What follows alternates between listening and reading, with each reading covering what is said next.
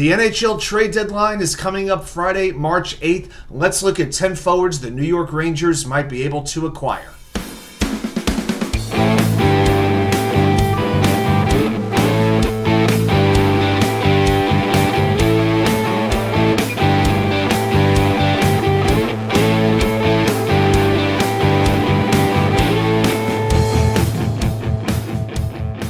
And well, welcome back to New York Sports WickerMedia. I'm Wat2K99. Thank you, as always, for taking the time to watch these videos.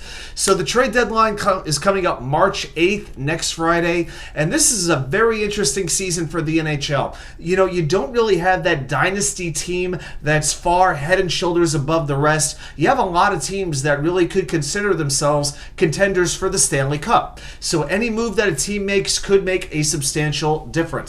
And the New York Rangers are right up there with the best teams in the league in terms of points, but a lot of people, myself included, feel that the team needs a little bit of tweaking for them to be truly playoff ready. And what we learned last year, it's not always about having the most skill or even the most talent. You got to have the right pieces all complementing one another.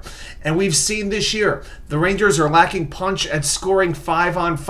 I'll give you an example. In 60 games, Mika Zibanejad, the Rangers' #1 center, has scored a 5-on-5 goal in only 4 games. 4 out of 60. That's not going to work. Now, he's a great end-to-end player, no doubt, but he isn't on that upper echelon of centers. He's not on that level. He isn't finishing. Part of that is they've never solved the first line right wing issue.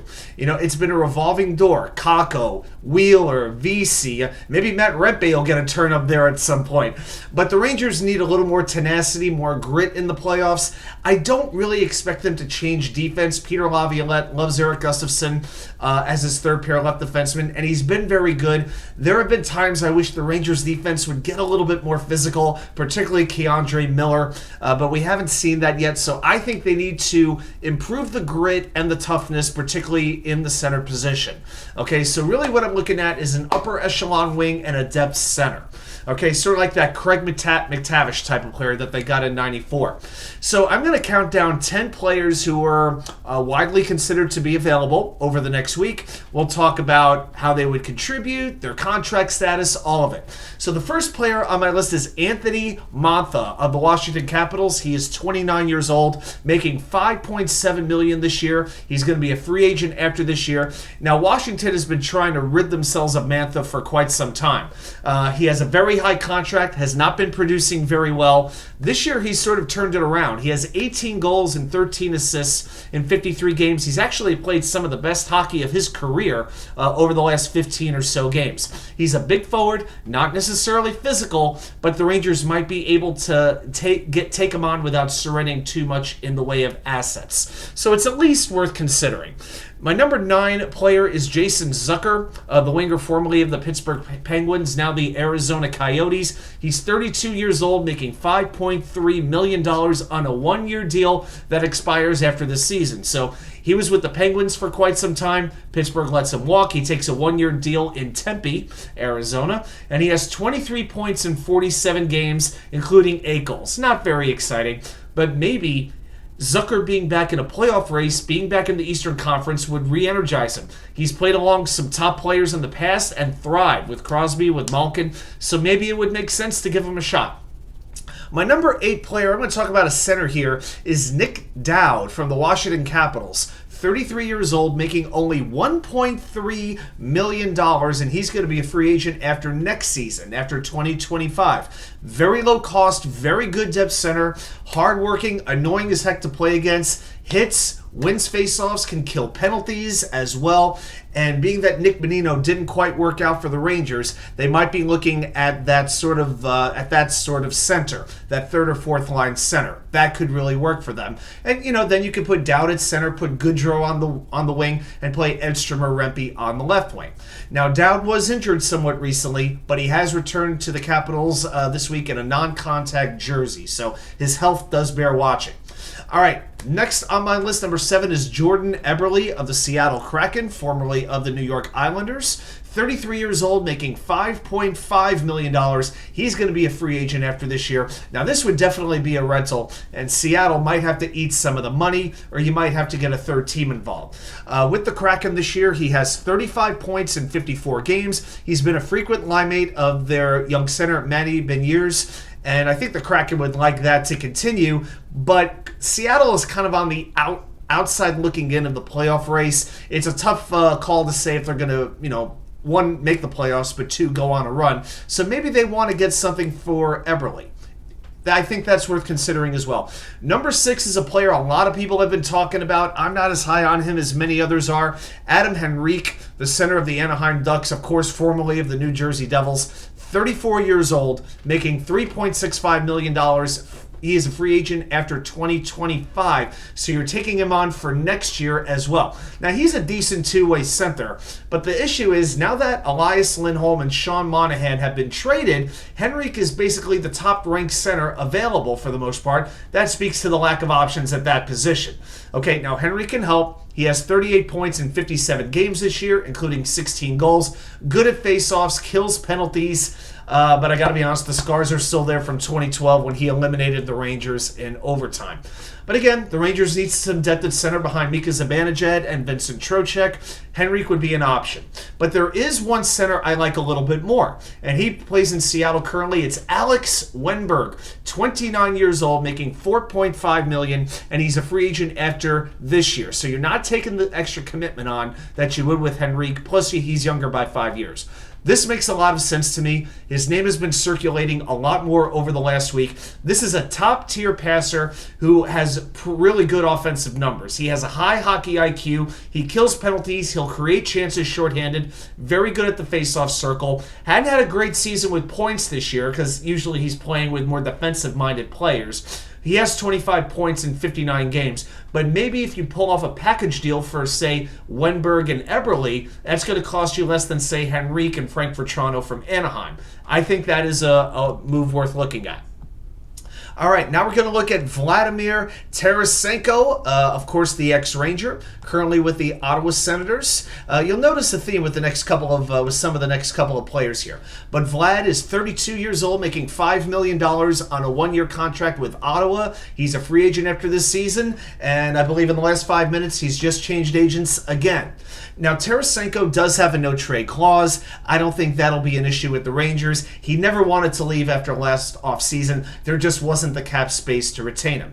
He had 21 points in 31 games with the Rangers last year. He's been pretty good this season with Ottawa. 15 goals, 38 points in 55 games. Ottawa has no shot at the playoffs at all, so maybe they want to get something for him while they still can. So Tarasenko is my number 4 player. Number 3, this one's interesting. Jakeguentzel from the Pittsburgh Penguins. 29 years old, making $6 million, a free agent after this season. I think this is potentially the biggest impact player the Rangers could get. He has 52 points in 50 games this year, including 22 goals. He plays very, very well with great players. He's a frequent line mate of Sidney Crosby.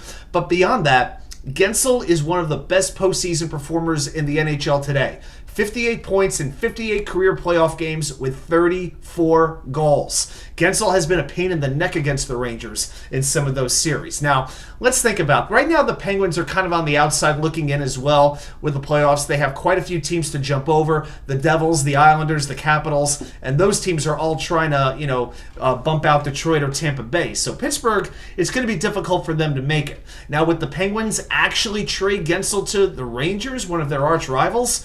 From what I'm hearing from various people, particularly ESPN and the Hockey News, the asking price is enormous. The Penguins want 2 first-rounders or a first and a package of prospects.